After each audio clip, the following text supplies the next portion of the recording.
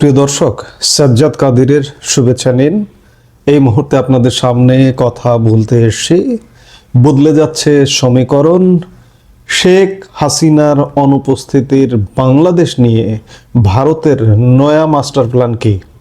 বাংলাদেশের রাজনীতিতে আগামী 12ই ফেব্রুয়ারি একটি নির্বাচন হতে যাচ্ছে, কিন্তু আপনি কি লক্ষ্য করেছেন যে এই নির্বাচন নিয়ে ঢাকা যতটা উত্তাল, তার চেয়েও বেশি তীক্ষ্ণ নজর রাখছে প্রতিবেশী দেশ ভারত।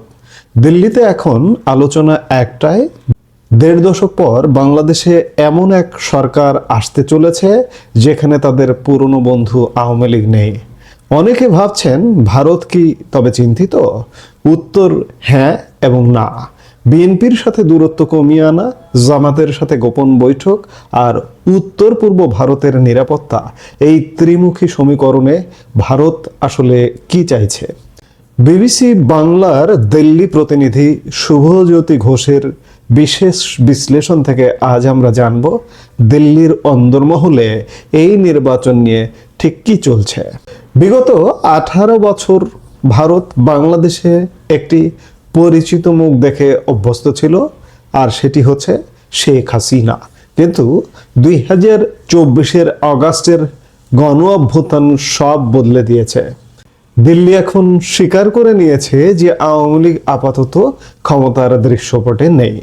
ভারতের সাবেক হাই কমিশনার রিভা গাঙ্গুলি দাসের মতে ভারত এখন বাংলাদেশে যে কোনো মূল্যে স্থিতিশীলতা চায়।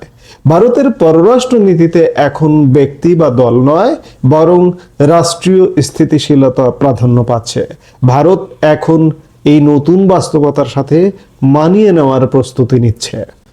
একসময় বিএনপিকে মনে করা হতো ভারত বিরোধী রাজনীতির কেন্দ্রবিন্দু, কিন্তু 2026-এর এই সময়ে দাঁড়িয়ে ভারতের থিঙ্ক ট্যাঙ্করা কি বলছেন? ওপি জিন্দাল গ্লোবাল ইউনিভার্সিটির অধ্যাপক শ্রীপর্ণা পাঠকের মতে ভারতের কাছে এখন অপশন কম, তাই তারা বিএনপির ওপর এনার্জি ইনভেস্ট করছে। মজার ব্যাপার হলো 2025-এর মাঝামাঝি থেকে বিএনপি জামাতের সাথে যে দূরত্ব বজায় রেখেছে তা দিল্লিকে আশ্বস্ত করেছে। খালেদা জিয়ার অসুস্থতা ও মৃত্যু পরবর্তী সময়ে নরেন্দ্র মোদীর শোক বার্তা ছিল একটি বড় রাজনৈতিক সংকেত। ভারত এখন বিএনপিকে একটি স্টেবল শক্তি হিসেবে দেখছে। জামাতে ইসলামের রেড লাইন কি মুছে যাচ্ছে? এই পয়েন্টটি সবচেয়ে চমকপ্রদ। যে জামাতকে ভারত সব সময় রেড লাইন বা নিষিদ্ধ অঞ্চল মনে করত, তাদের সাথেও কি এখন তলে তলে কথা হচ্ছে? আইডিএস এর সিনিয়র ফেলো শ্রুতি পট্টনায়ক জানাচ্ছেন জামাতের সঙ্গে ভারতের কর্মকর্তা পর্যায়ে যোগাযোগ স্থাপিত হয়েছে। এমনকি জামাতের আমির শফিকুর রহমান নিজেই দাবি করেছেন ভারতীয় কূটনীতিকের সাথে তার সাক্ষাতের কথা। ভারত এখন আর কোনো পক্ষকে বাদ দিতে চাইছে না। রিভা গাঙ্গুলি দাসের ভাষায়, প্রতিবেশীকে তো আর পাল্টানো যাবে না, তাই বিজনেস তো করতেই হবে। পরিবর্তিত পরিস্থিতিতে ভারতের প্রধান দুশ্চিন্তা উত্তর পূর্ব ভারতের নিরাপত্তা। সবকিছুর ঊর্ধ্বে ভারতের একটি শর্ত, নিরাপত্তা। শেখ হাসিনার আমলে উত্তর পূর্ব ভারতের বিদ্রোহীরা বাংলাদেশে আশ্রয় পায়নি, উল্টো অনুপ চাটিয়া বা অরবিন্দ রাজখোয়াদের ভারতের হাতে তুলে দেওয়া হয়েছিল।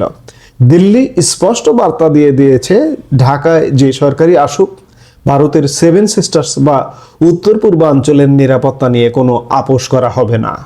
শ্রুতি পট্টনায়ক স্পষ্ট বলছেন, আপনারা পাকিস্তানের সাথে সম্পর্ক বাড়ান বা যা খুশি করুন, কিন্তু সেটা যেন ভারতের নিরাপত্তা বিনিময় না হয়।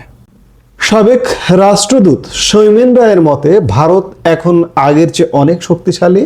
শিলিগুড়ি থেকে মিজোরাম পর্যন্ত ভারত সামরিকভাবে এতটাই প্রস্তুত যে আগের মতো নিরাপত্তা ঝুঁকি এখন আর নেই।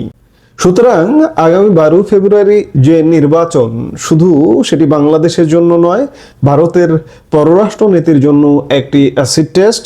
ভারত এবার নির্বাচনে নাক গলানোর অভিযোগ থেকে দূরে থাকতে চেয়েছে। তারা অংশগ্রহণমূলক নির্বাচন চেয়েছিল, কিন্তু আওয়ামী লীগ যখন মাঠ থেকে ছিটকে গেল, তখনও ভারত বলেছে যে বাংলাদেশে একটা অন্তর্ভুক্তিমূলক নির্বাচন চায়। দিল্লির এখন একমাত্র চাওয়া একটি নির্বাচিত সরকার আসুক, যার জনগণের ম্যান্ডেট আছে এবং যারা এই অঞ্চলের শান্তি বজায় রাখবে। এখন দেখার বিষয়, বাংলাদেশের ক্ষমতার মসনদে দুদিন পরে যে নির্বাচনটা হতে যাচ্ছে, 10-11 মাঝখানে একদিন, দ্বিতীয় দিনে যে নির্বাচনটি হতে যাচ্ছে, সেই নির্বাচনে কে ক্ষমতায় আসে, বিএনপি নাকি জামাত এবং নাকি যৌথ, এগুলো দেখতে হলে আমাদের নিশ্চয়ই অপেক্ষা করতে হবে এবং ভারতের কূটনৈতিক সমীকরণ সামনের দিনগুলোতে কি হয় সেটিও আমরা দেখবার জন্য নিশ্চয়ই অপেক্ষা করে আছি। আমরা নিশ্চয়ই দেখব। এই মুহূর্তে এ পর্যন্তই। সবাই ভালো থাকুন, সুস্থ থাকুন।